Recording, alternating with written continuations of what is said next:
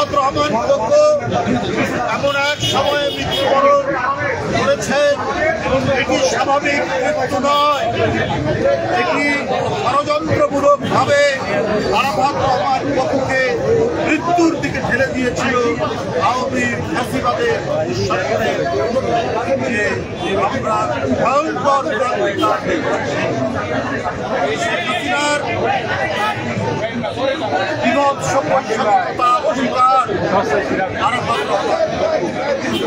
সে না পেয়েছে সুচিকিৎসা, না পেয়েছে পরিবারের সান্নিধ্য, দেশনেত্রীকে পানির ট্রাক দিয়ে অবরুদ্ধ করে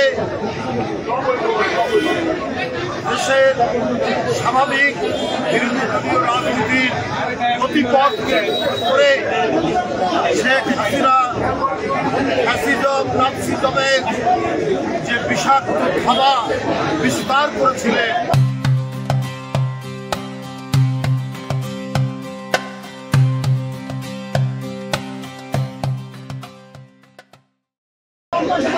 তারই সেই থাবায় আরাফাত রহমান পৃথিবী থেকে চিরদিনে চলে গিয়েছে।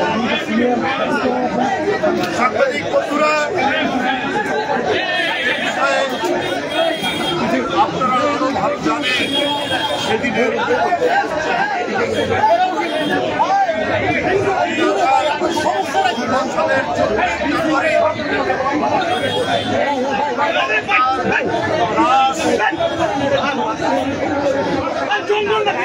নিয়ে আসা হয়, তখন বেগম খালেদা জিয়া বন্দি মায়ের কোলের উপর সন্তানের লাশ।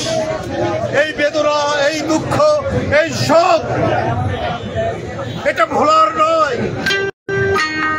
বিএনপি বা বিএনপির নেতা কর্মী নয়, গোটা জাতি সেদিনের সেই দৃশ্য, সেই বিয়োগান্তক দৃশ্য, সেই শোকাবহ ঘটনা অবলোকন করে দুঃখে বেদনায় মুষড়ে পড়েছে।